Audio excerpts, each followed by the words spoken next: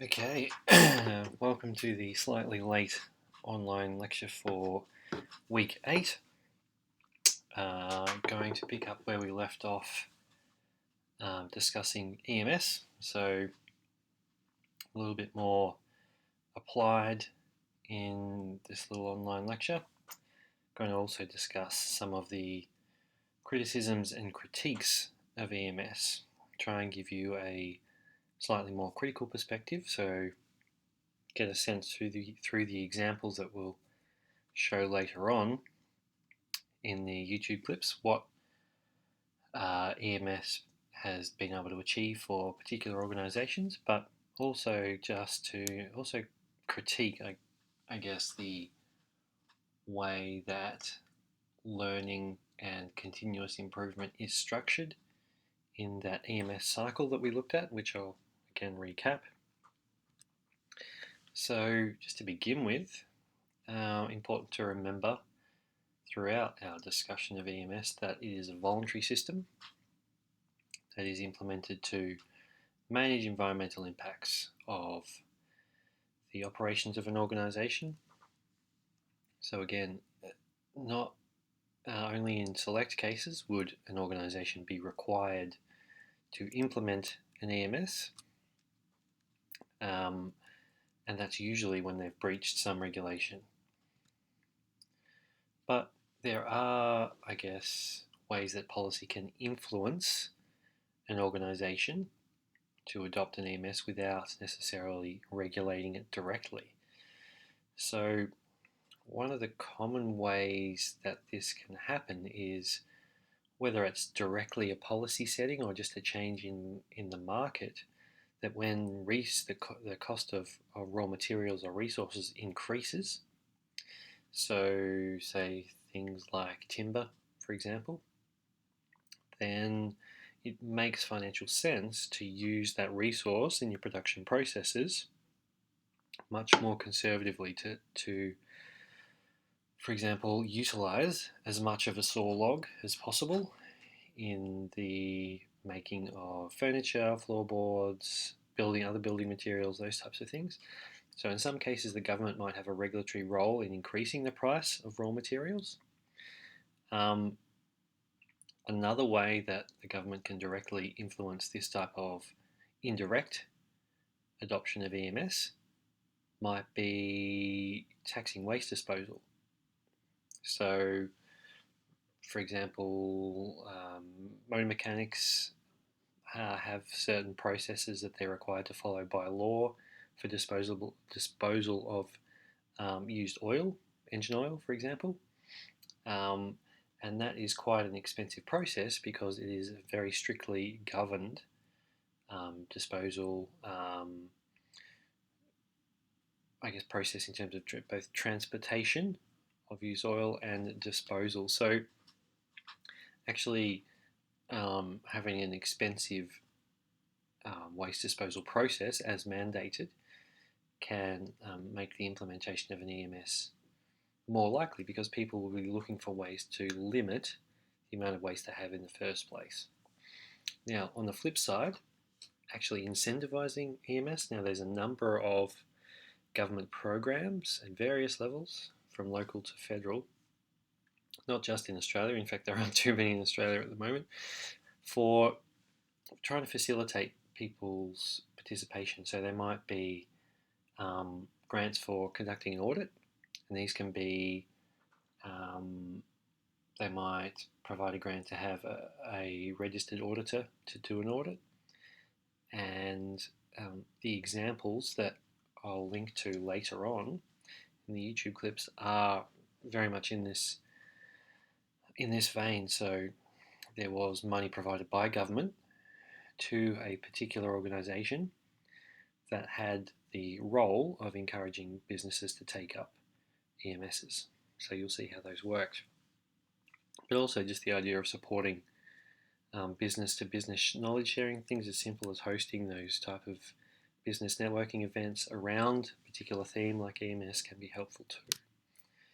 So I'm going to jump straight into the challenges and critiques, not necessarily because I want to suggest that EMS is ineffective or has substantial faults or limitations, I want to give you the full picture on understanding the likely effectiveness of EMS and whether it has the potential, linking back to the bigger picture themes of our course, whether it has the potential to get us onto a footing for sustainable development or sustainability in general, given we know the challenges that would be required to transition society and our economy onto a more sustainable footing. So we need to understand where EMS fits, how it could work, when it would work, in what type of business context, what might be needed to go beyond EMS as well. So obviously picking up on a point that we talked about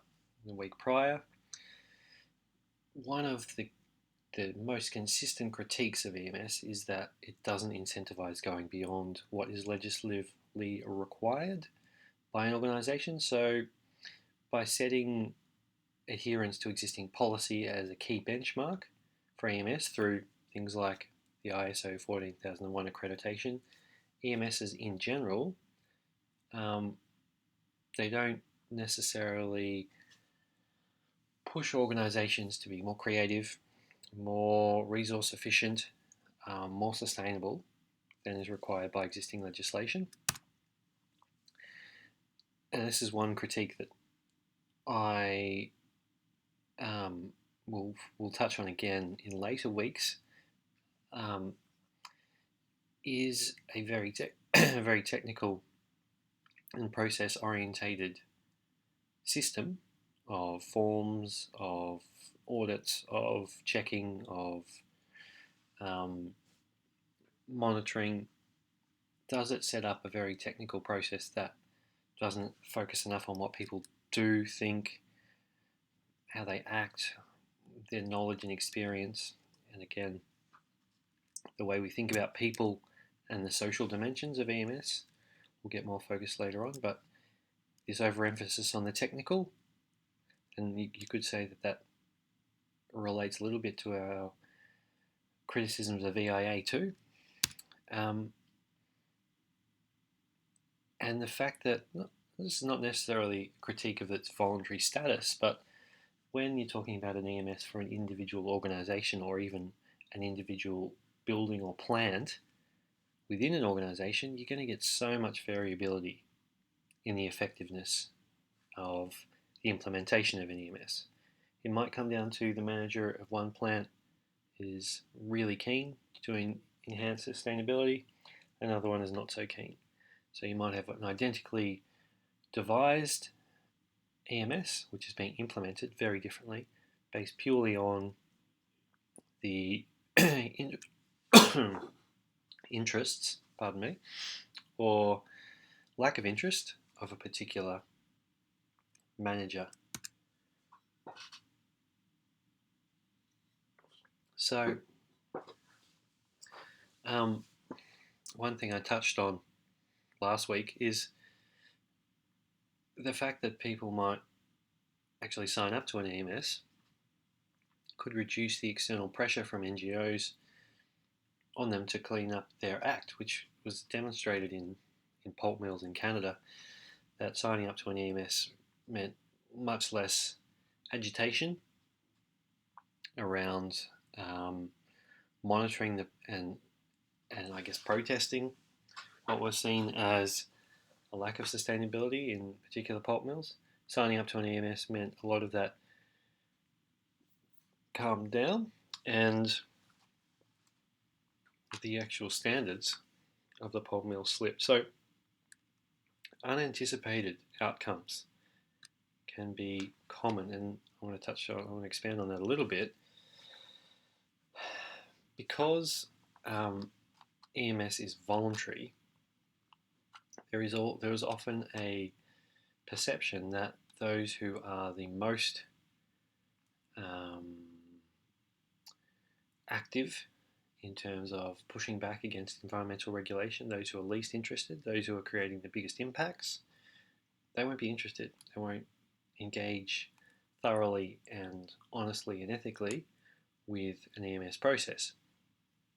So the the general call then is, well, we need a regulatory response, because voluntary approaches are not thorough enough, they're not binding, they don't allow us to achieve the results that we could and would achieve if we had some legal basis for an EMS. Now, in many cases, there's a strong truth to this claim, but it's also true that introducing regulation can create what's called a perverse incentive. Now, there's a really interesting examples from some of the research work I've done with a private land conservation program in the US, that they introduced a regulatory mechanism that meant that if you had endangered species on your property, you were required to sign up for a particular program that allowed the government to do monitoring work, to map the presence of endangered species across the landscape, and that was seen as something that would increase our knowledge of endangered species location, private land conservation assets, all those types of things. Now, what actually ultimately happened is a number of landholders who didn't want to attract this regulatory mechanism, if you like.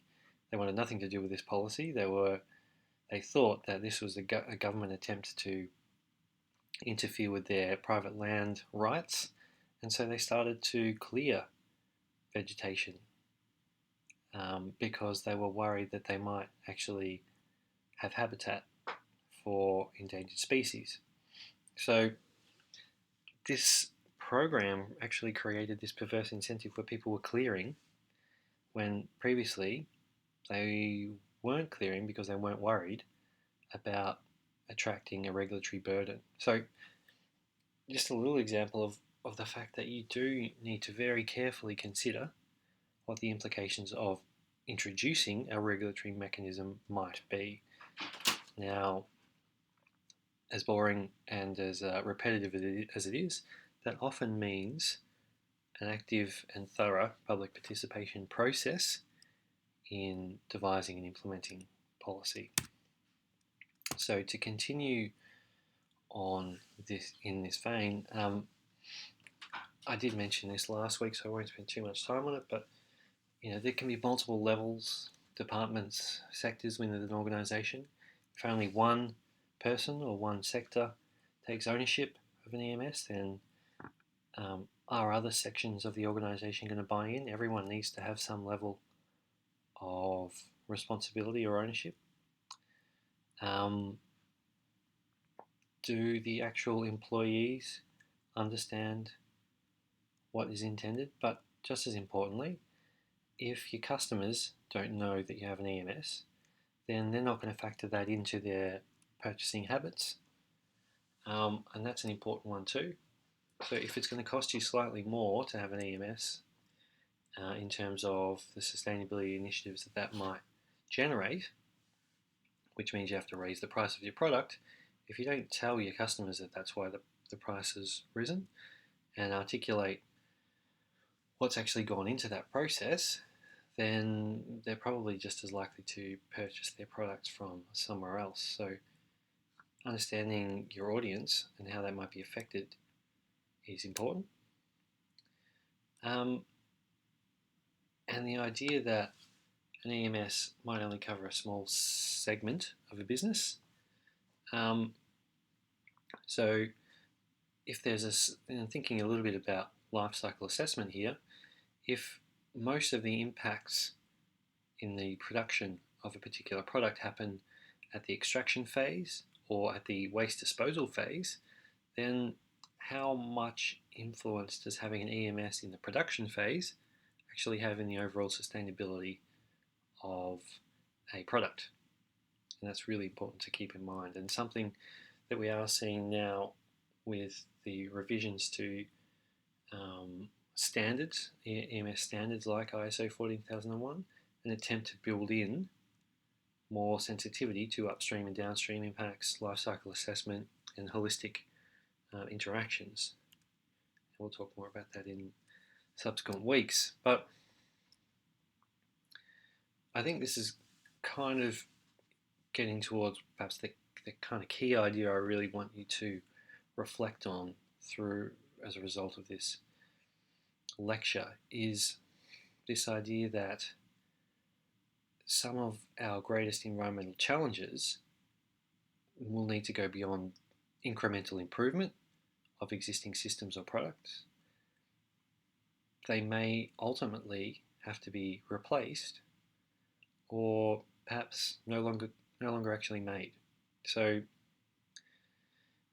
if the type of transition, social, ecological, economic, that's required of our society over the next 20, 50, 100 years, what role is EMS going to play in that if its objectives are incremental improvement of existing systems? Now, I'm not necessarily suggesting that EMS needs to be our saviour or that a similar type of process will overcome the shortcomings of EMS, but in this process of encouraging continuous improvement of existing processes, there isn't necessarily a questioning of should we be making this product at all?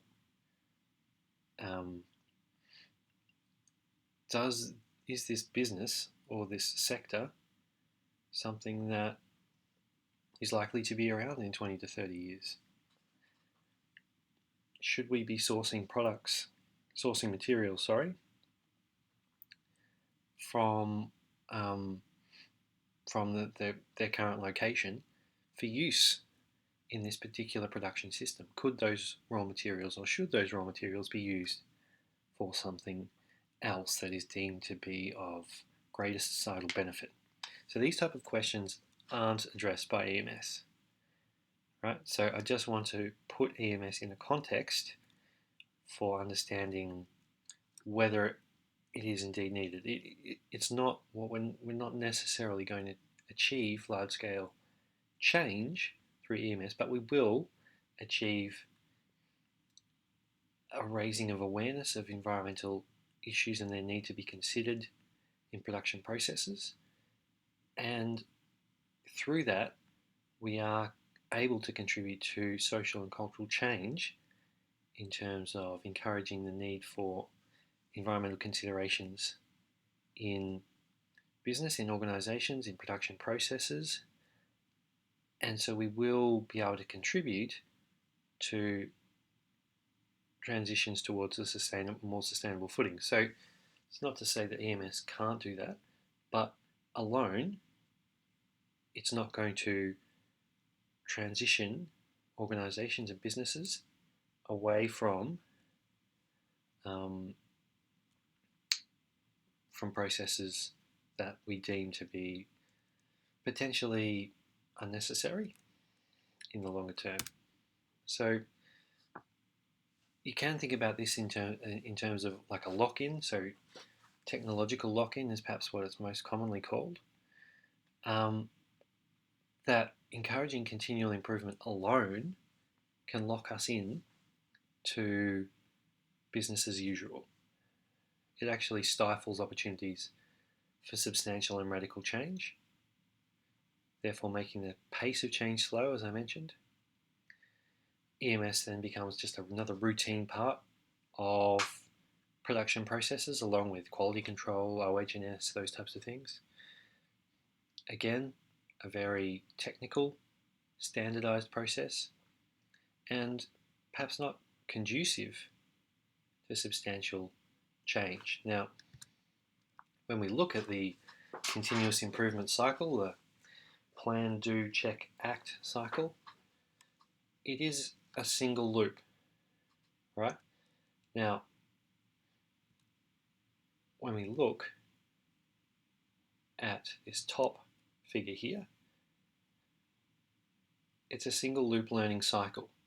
So, as we've talked about, what do we need to do to improve our environmental performance? We plan it, we do it, we check whether it's been effective, we adjust it if it isn't, and we factor that back into our plans. Now, one way to perhaps bring a greater critical sensitivity to larger issues, larger questions of sustainability transformation is to think more about the potential for a double loop learning cycle in EMS. So we develop our plan for improvement, we implement it, we check whether it's effective. Now, in a single loop cycle, we would adjust that plan and go again. Now, in a double loop, the idea is that we check whether it's effective, and then rather than adjusting the existing system, we're asked to step back and think more broadly about our production processes, the role of our organisation, how effectively we're using raw materials, and whether we could shift the way things are done at a bigger scale to actually increase the sustainability of our organisation or even our sector in general. So it forces us to then question the assumptions that are built into our production processes. Should we be producing this product where we do? Should we be sourcing the materials from where we source them? Should we even be in this industry? If we're thinking about the strategic direction of our organisation, will this sector survive a transition to a low carbon economy, for example? So then you would factor those assumptions back into your plan, which means you're not just questioning, you're not just revising your EMS, you're revising the whole approach to your organisation. Now that's a radical difference from your single loop learning cycle here, which locks you into that process.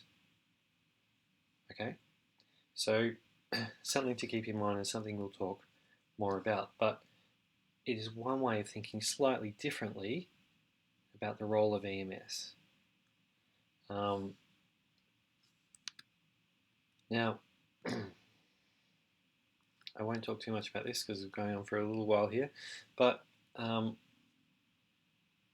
think it's just worth noting again, reinforcing that because EMSs are industry-based, even site-based, factory-based, you get a wide range of effectiveness, and even like an EMS in an organisation that has big waste management issues, the production of waste and the management of waste issues are some of the easiest things to deal with in an EMS.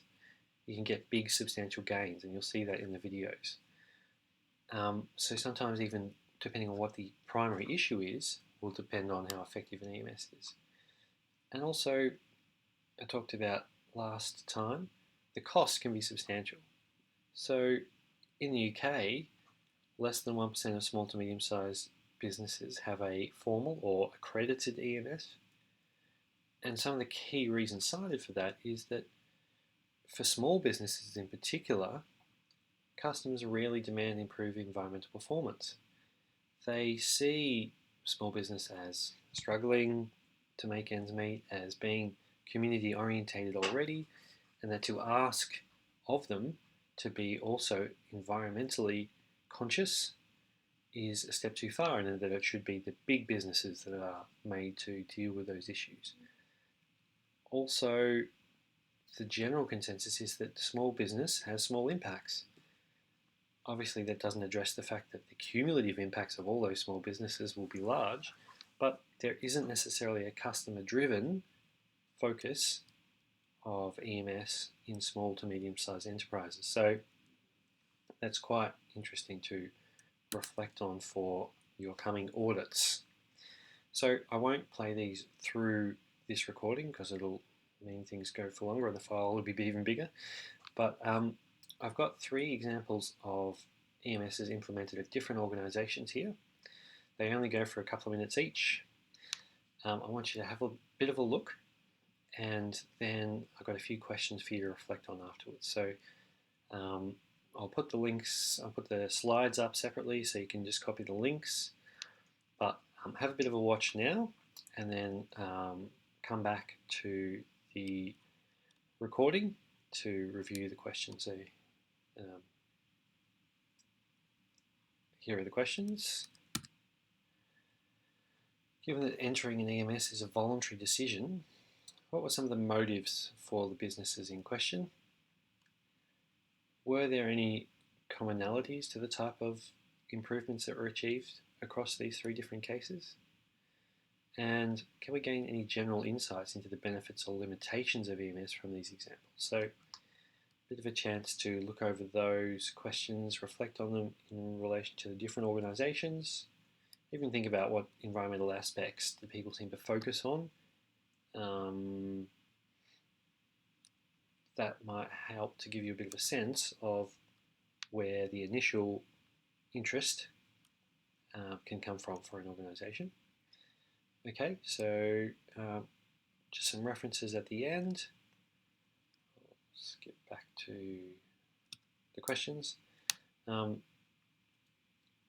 Next week we have a guest lecture for about an hour or so to talk about corporate social responsibility and social impact investing and those types of things. So really looking forward to that. It gives us some context to what organisations do and are doing or could do better, which is a nice, it fits nicely with an understanding of why EMS is something that organisations would pursue. But also, I'm keen to give you a slightly bigger picture beyond just organisations implementing particular programs.